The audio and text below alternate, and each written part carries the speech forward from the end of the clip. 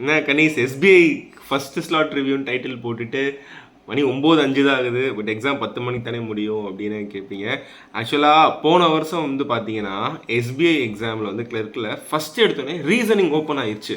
எல்லாரும் மக்கள்டா எப்பவுமே இங்கிலீஷ் தானே ஓப்பன் ஆகும், பட் என்ன ரீசனிங் இருக்குது அப்படின்னு லைட்டாக இதானாங்க. பட் இன்றைக்கி பார்த்தீங்க அப்படின்னா ஃபஸ்ட்டு இங்கிலீஷ் தான் ஓப்பன் ஆகிருக்கு, அதுவும் எக்ஸாம் ஈஸியாக தான் இருக்குது. ஸோ அடுத்த ஸ்லாட் போகிறவங்க இந்த ஃப்ளோலேயே மைண்ட் செட்டில் போங்க. எப்பயும் போல தான் உங்களுக்கு இங்கிலீஷ், அதுக்கப்புறம் கான்ஸ், அதுக்கப்புறம் ரீசனிங்கா. ஸோ எப்பயும் போல் இந்த ஆர்டரில் தான் போக போகுது. ஃபஸ்ட்டு இப்போ இங்கிலீஷ் தான் ஓப்பன் ஆகிருக்கு. ஸோ தேங்க்ஸ் மக்களே, எக்ஸாம் நல்லா பண்ணுங்கள், ஆல் தி பெஸ்ட். அதுக்கப்புறம் நம்மளோட வீடியோ கோர்ஸ் வந்து எஸ்பிஐ கிளர்க் மெயின்ஸ்க்கு யூஸ் பண்ணிக்கோங்க, ஆப்டியில் ப்ராஜெக்ட்க்கு. இதே சக்ஸஸ் ஸ்டோரி பார்த்துருப்பீங்க இல்லையா, ஒருத்தவங்க சொல்லியிருப்பாங்க முத்து கோமதி அப்படிங்கிற மேம். ப்ராஜெக்ட்கே ரொம்ப யூஸ்ஃபுல்லாக இருந்துச்சு. ஆர்ஆர்பி கிளர்க் கிராக் பண்ணுவாங்க. ஸோ அப்போ சேம் உங்களுக்குமே யூஸ்ஃபுல்லாக தான் இருக்கும். Thank you, bye by.